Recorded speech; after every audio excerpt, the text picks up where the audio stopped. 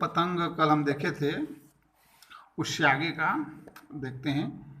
जन्म से ही वे अपने साथ लाते हैं कपास, पृथ्वी घूमती हुई आती है उनके बेचैन परों के पास।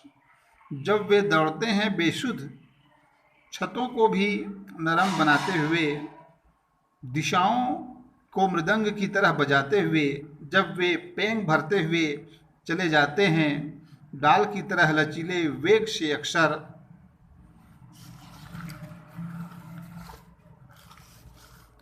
छतों के खतरनाक किनारों तक उस समय गिरने से बचाता है उन्हें सिर्फ उनके ही रोमांचित शरीर का संगीत। पतंगों की धड़कती ऊंचाइयों उन्हें थाम लेती हैं महज एक धागे के सहारे। पतंगों के साथ साथ वे उड़ रहे हैं अपने रंध्रों के सहारे। अगर वे कभी गिरते हैं छतों की खतरनाक किनारों से और बच जाते हैं, तब और भी निडर होकर सुनहरे सूरज के सामने आते हैं और भी पृथ्वी और भी तेज घूमती हुई आती है उनके बेचैन परों के पास। जैसे बालक जो है, बच्चा पतंग जब उड़ाता है तो विभिन्न प्रकार की उसके मन में उत्तेजना, उत्साह, उमंग, चंचलता भरा हुआ रहता है। उसी का कवि ने यहाँ वर्णन किया है। जन्म से ही वे अपने साथ लाते हैं कपास। कपास जो है एकदम कोमल होता है, कपास आपने देखा होगा, उसका रुई जो है, तो उसी के समान बच्चे भी कोमल होते हैं। उसी भाव को लाते हुए यहाँ कवि जी कह रहे हैं, जन्म से ही वे अपने साथ लाते हैं कपास, पृथ्वी घूमती हुई आती है उनके बेचैन परों के पास।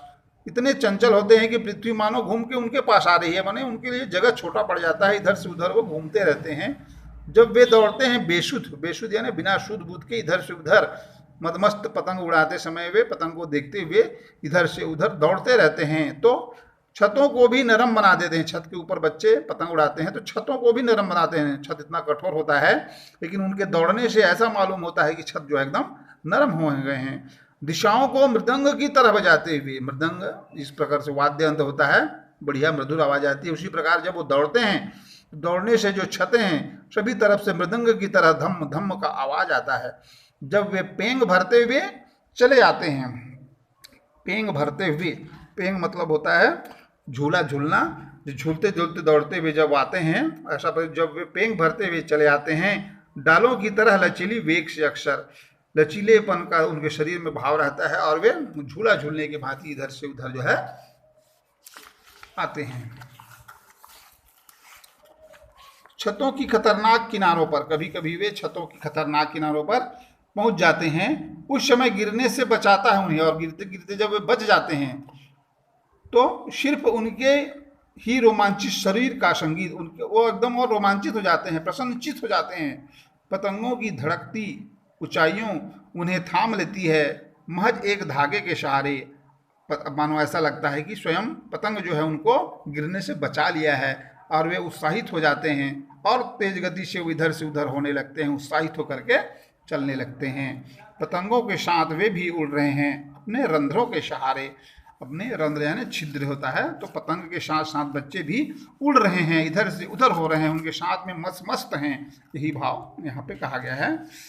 अगर वे कभी गिरते हैं छतों की खतरनाक किनारों से, छतों के खतरनाक किनारे में जाते जाते कभी और बच जाते हैं, तो और भी निडर होकर सुनहले सूरज के सामने आ जाते हैं, और उनका जो अंदर का डर रहता है वह समाप्त हो जाता है, और निडर होकर के वह इधर से उधर दौड़ने लगते हैं छतों पर। पृथ्वी और भी तेज घूमती हुई आती है, और वो तेज गति से बच्चे और घूमते हैं इधर से उधर, तो ऐसा मालूम होता है कि मानो पृथ्वी जो है और तेज गति से घूम रही है।